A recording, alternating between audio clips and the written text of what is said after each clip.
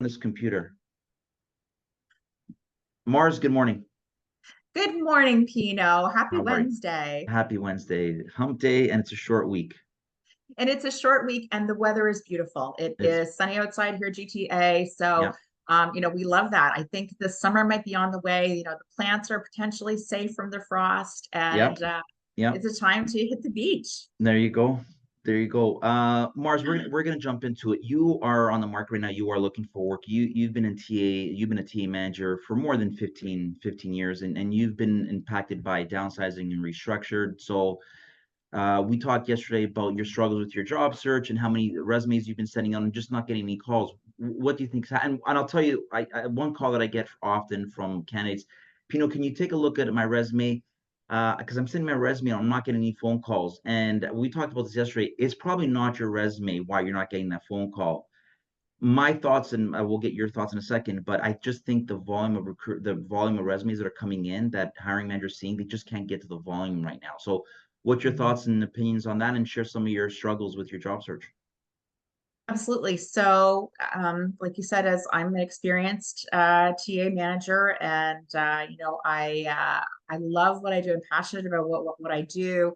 Like you said, your resume doesn't convey sort of who you are, but we have to talk about the skill sets that Yeah, you bring. And I was actually just coaching my son-in-law before our call on his resume and how to convey what goes in the resume. And after all, the resume is really what gets you through the door.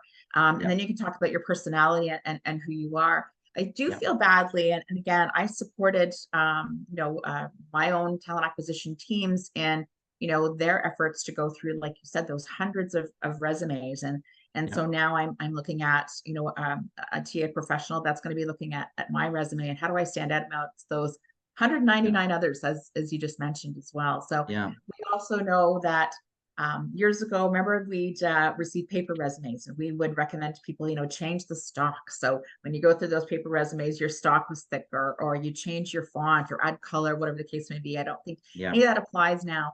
It certainly makes it more interesting, but as we know, somebody goes through and looks at your resume for 7 seconds, and you have to impress them in those 7 seconds. You got 6 to 10 seconds to make a great impression. Yeah. One thing that I wanted to mention as well too, we talked about applying through the ATS. Mhm. I know for a fact, and I did a survey on LinkedIn a couple weeks ago. 70% of organizations are using an ATS or applicant tracking system, but 30% actually aren't. So we talk Isn't about, that making sure that crazy? the keywords on the resume, but a lot of these, when you submit your resume, a lot of these smaller businesses, small to medium-sized businesses, actually don't even have robust systems in place. So they can't do that keyword search because they just don't have the software, they don't have the Right, technology to take right. advantage of that. So a lot of these Yeah. companies are not finding candidates, maybe because they don't have an ATS. Or maybe their inbox is overwhelmed. Yeah, I think If that's probably the you biggest. I think that's a big thing because Yeah, when you're already receiving, if you're receiving your resumes through an inbox, you're also receiving other messages and it just gets lost. And yeah, somewhere along the way, it becomes overwhelming for a TA professional to be able to go through and handling multiple roles, as I'm sure they are.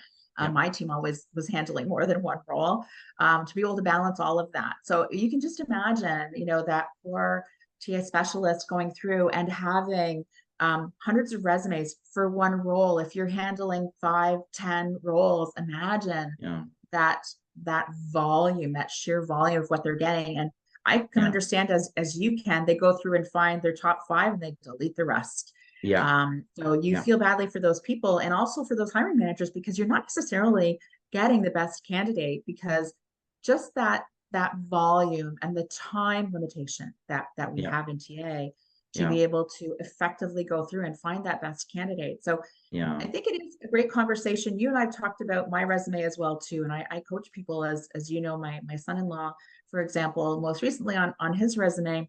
yeah, But if the resume is not the problem and you have a really fabulous candidate like myself, yeah, how do we stand out? And I think that yeah, you and I talked about LinkedIn, the power mhm, of LinkedIn. We both love LinkedIn, yeah, and spend every day on LinkedIn and developing those relationships. So you and yeah, I talked about networking, like HRPA events, yeah, and really sort of getting yourself known yeah. to your colleagues and other TA colleagues.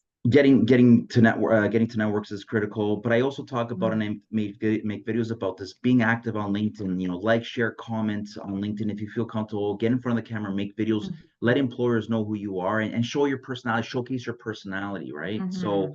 I think that that's a big part of it too. I think we got to adopt these habits, because again, just getting a job right now it feels like it's like winning a lottery, but you need to stand Yes, out. So these are things you can do to help you get noticed from potential employers, right? So, but I would absolutely. imagine looking for work right now, it's just got to be so exhausting. You mentioned all the number of resumes you're getting, and you're just not getting those calls, right? So it Yes. makes you want to pull your hair out.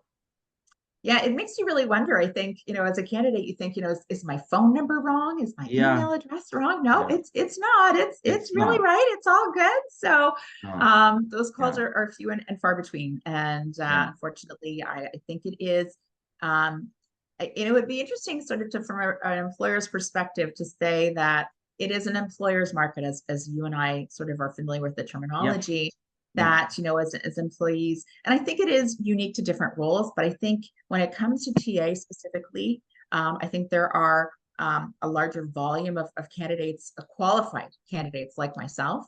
yeah, One of the things that that I see is people that are announcing, they've been hired for a role, and if it's a role that I've applied to, I go in and I'll check out, what are their qualifications yeah, compared to mine, yeah, and I find that they're really similar. yeah, So, I think we have really qualified candidates that are out there that can obviously communicate. We all want to find the right fit for us, for yes, the organization, so yeah, that we can have a successful career and we can sort of, maintain and add value to an organization. So how do we yeah, do that? And I think that is where the networking has to come in. It's interesting yes, to me, with the ATS system, as we talk about that 70% that are yeah, using the ATS system, and how are you using your ATS system? One of the questions I wanted to talk to you about and get your thoughts on was the diversity questions that we're now asking. So, okay, how are organizations using that? So, what I'm hearing from some, my friends, colleagues, yeah, is that use of that information and how is that information being used? yeah, So, is it in your advantage to put something that may or may not be true about yourself to be able to get to that next step, which yeah, is a scary thought that people are at the point where they have to maybe falsify information yeah, regarding your ethnic culture, yeah, your sexuality, yeah, whether you have yeah, health issues or a disability to be able to be noticed, or, yeah. is being excluded. What are your thoughts on that? That's such, oh, you really great points. That may be happening. Maybe people are falsifying information. Well, we know for a fact that people falsify information on a regular basis. So when it comes to topics like diversity and inclusion, sure, they might be. Mm-hmm. I'm of the opinion. I think at the end of the day, what organizations are looking for is they're looking for the best skill set. They're looking for the most someone Mm-hmm. that can come in, regardless of gender, regardless of nationality. I think we're beyond that now. I think we're at a place right now. Mm-hmm. At the end of the day, organizations, from what I'm seeing, sitting in this chair, Mm-hmm. organizations really want the experience, regardless of where they're from and background. So at the end of the day, your experience, what you can offer, is the most important thing I think organizations are looking for. So, um, Absolutely. yeah, but the Absolutely. whole equity and diversity thing, it's a complicated subject, right? It It's is. tricky, right? So, It is tricky. And yeah, I think it's a wonderful endeavor. I really love diversity. And, from a yeah, TA perspective, yeah, I love leading diverse teams because they bring so much richness of course, into the organization, into the team, and the different perspectives, of course, different attitudes.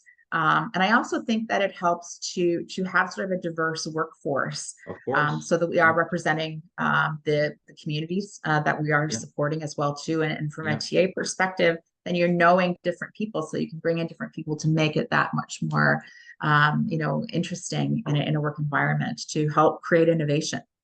I think I Mars? think What's the biggest team that you've managed or led? I've had teams of the largest team I think I had was 16 people. My 16. last team was 10. Yeah, okay. Most recently. So I love leading teams. I've been very lucky in the teams Yeah, that I have led with to have high performers and to have yeah, really strong performers, people that were engaged. yeah, And we know that from a coaching perspective that we are seeing a higher number of employees and team members that are wanting development and they yeah, are seeking out that feedback. to be able to develop and to improve, and having those really honest conversations. I love doing the stay interviews. How are you seeing more companies that are doing the stay interview as well, Pino?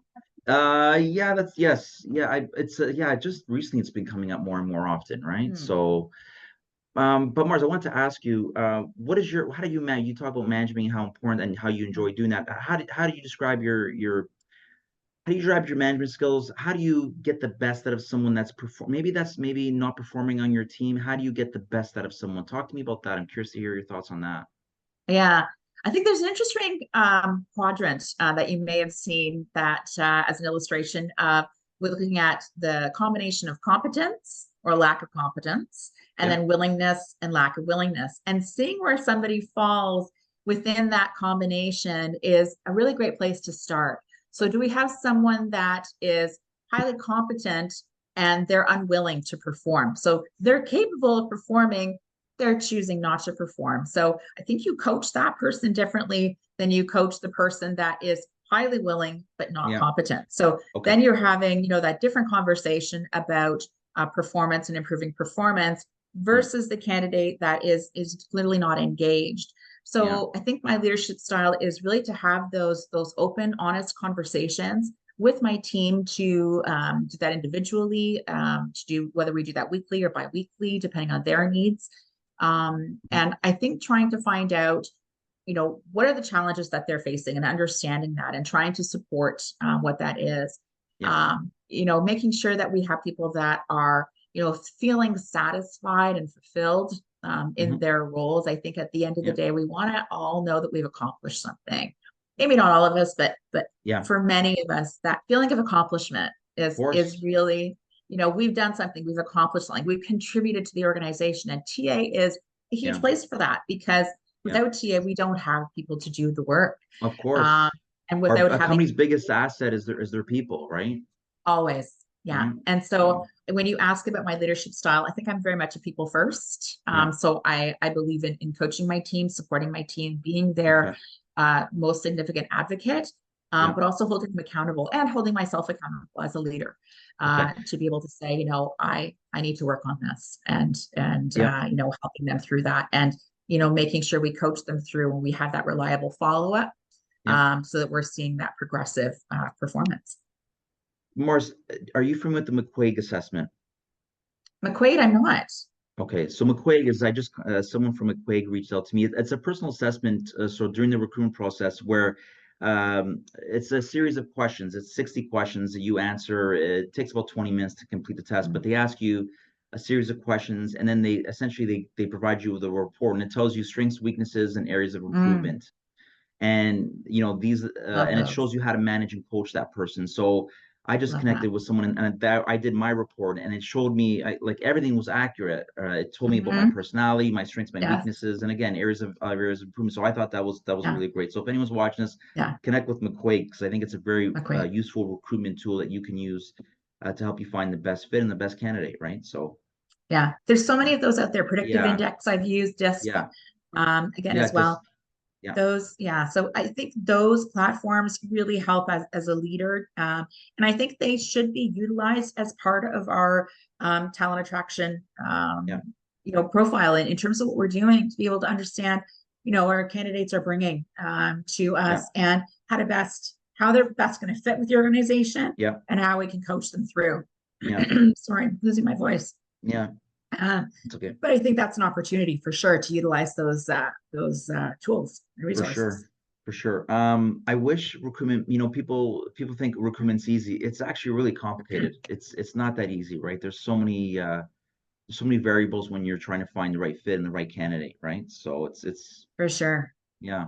We do want So to make sure that we're meeting the needs, excuse me, as an organization, but yeah, utilizing our tools and resources, yeah, creating a pipeline, yeah, looking at all the community resources that we have available as well. There's so many amazing community resources that are yeah, available.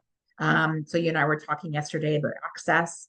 yeah. There's lots of new immigrant centers as well too that JBS have is another are one. ready, willing, and Yeah, able participants that are eager to yeah, work and to, yeah, embrace that kind of workforce. yeah, I worked with an organization, my last organization, we had um, resources in the US. So we had plants and distribution centers in the US. They also had really interesting second chance program with inmates. Oh, And so yeah, so it was very interesting to be able to look at the prisoners that were on day passes. They come out and work during the day. And then the well, idea was when they were, formally released from prison, they would have a job to go to help, help them create that. So, yeah, those innovative ideas of how yeah, we find and attract candidates, and yeah. I think it's really interesting. Do you think we talked about this yesterday? Do you think that recruitment should be a function of sales and marketing, or do you feel that it should be a function of HR? What's your thoughts and opinions on that? It's such an interesting question. And like you said, when we talked about it yesterday, I think, marketing is such an integral part of what we do. So the marketing Yeah, is about branding the organization. I think we attract yeah, people based on branding the organization. So, yeah, for example, if you are lucky enough to work for sort of big companies that are Google, are the 3Ms of the world, are Coca-Cola, yeah, they've got that branding in place yeah, that, you can attract people. But if you are a smaller business, yeah, then you have to work on that branding to be able to attract people, to know that people want to go to your website and to check out your opportunities there. yeah, And I think to have those offerings, as we look at the employee value proposition, our EVPs as an yeah, organization, I yeah, think that's really important. And also the talent acquisition specialist is really selling the organization to our candidates. We yeah, want our candidates to come in to be excited. They are, yeah, selling the organization, they're selling the role, they're yeah, selling, the opportunities to contribute and to be fulfilled. yeah. And so they really need to have that skill set and to be comfortable, to be effusive, as I have been known to be when I get excited, I like that to word. talk about an organization. Yeah. Effusive, yeah, you like Yeah, that one? that's cool. It's a different word, but no. So I agree with you though. I do believe that Mm, I think we look at when we look at TA, I think we're looking at it through the wrong lens. I really do believe at this mm, point in my career, I believe that recruitment should be a function of sales and marketing because again, you're selling opportunities. You're selling and you're marketing and you're branding it to candidates. So it should be, my opinion, of a function of sales and marketing, not so much. You should work closely with HR for sure, but it should for fall sure. underneath sales and marketing, right? So, And the and a good stats, recruiter has to have that sales mentality, right? And exactly. that really customer service savvy, right? To go. This Yes. it's not just about placing a job ad on LinkedIn Indeed and waiting for the right candidate to No, come in, right? post and pray. We hate post and pray, don't we? Right? It's just not effective, right? So, No, I love yeah, that. I love your sort of your thinking on that as well too, because I think yeah, that as a leader in TA, I'm bound by the data. The data yep, really speaks in terms of the performance of my team, the number of yeah, hires that we're doing, the yeah, timeline in which we're doing it in. So what we call yeah, that time to fill, as you know, yeah, the resources that we're using. And that is where, sales and marketing really excel because they look at that data. They look at data to be able to be successful, to look at outcomes. And I think where that partnership is really effective is in social media and the use of social yep, media and yep, capitalizing on the social media that an organization already has to yeah, partner with TA to be yeah, successful in also attracting candidates. So promoting the yeah, product, promoting that yeah, service, but also promoting this as a potentially wonderful place to begin or continue your career. yeah. Perfect. Love it. I'm gonna wrap up. Tell us 30 seconds, a brief synopsis of who you are and what you're looking for, Mars. So if anyone's watching this right now. Yeah. So I am looking for a talent acquisition manager position. I live just north of the GTA, so happy to come into the GTA market, whether that's a on-site or a hybrid environment, ideally a hybrid role, because I very much am a people person. I love engaging with people, leading Yeah, teams is something that I love to do. I'm very data savvy as well too, with being a manager and being bound by that performance and project management, lots of the mhm, project management skills as well, implementing ATS systems, for example, mhm. and looking at other improvements for policies and procedures. Awesome. And if anyone's watching this, how can they contact you? How can they connect with you? So they can go and email me. You can also find me on LinkedIn where my email address can be found. So Yeah, it's Marz Taylor, so Marz, and Taylor is Taylor. So look perfect. forward to engaging people and continuing to build my network. Thanks, Pino, for the No problem. So opportunity. if anyone's watching this, if anyone's looking for a TA manager, a senior TA leader, please reach out to Mars and maybe she can be your next hire. So Mars, on that note, thanks for your time. We'll definitely stay connected, okay? Sounds great. Thanks, Pino. Take care. Awesome. Have You a have a great great day. day. Enjoy the weather. Thanks, you too. Yes. All right. Take care.